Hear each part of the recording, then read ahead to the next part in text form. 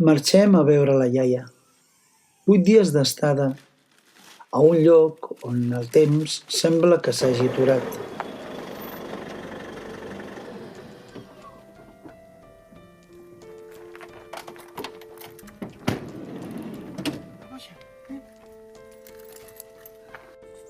És la seva casa d'estiueig, ara casa seva.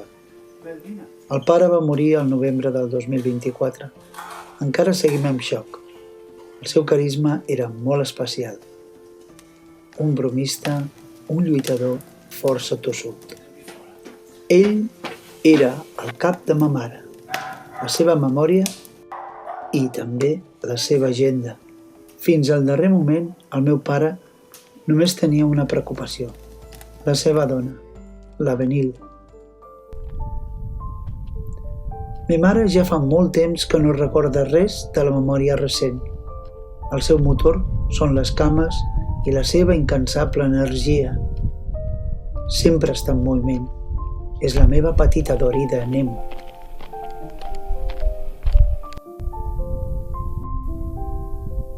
Intento entendre el seu cap. I com, amb un interval de pocs minuts, ja no recorda res del que hem viscut. Abraçades, menjars, partides de cartes. Ella és dona de postguerra. Potser i només per això es pot entendre aquest esperit. Va desaprenent el moment i tota la seva història. Ahí estamos, venga.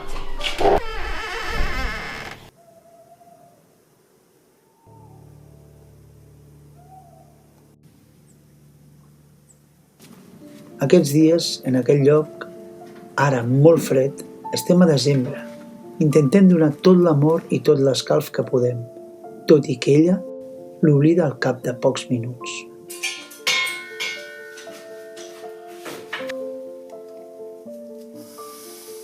Aquests dies fem petites reparacions, lavabo, aixetes, etc. Tant de bo poguéssim reparar el seu disc dur, el seu petit cap. Ella repeteix rutines i de cop pot saltar la infantesa.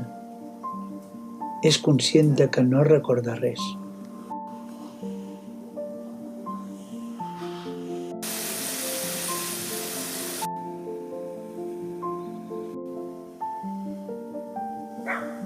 Nosaltres, com a un mantra repetitiu, insistim en explicar-li qui som i quin lloc ocupem a la família.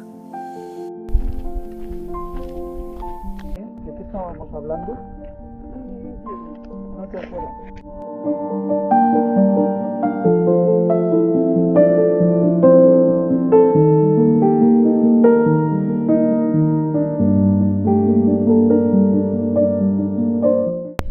Mi madre es maña también como yo. ¿Ah, sí? Sí, es maña. Como es maña mi madre, soy yo. ¿Y dónde está? En el cielo. Ah, muy bien. ¿Verdad? Está en el cielo ya. Sí. Como todos iremos al cielo.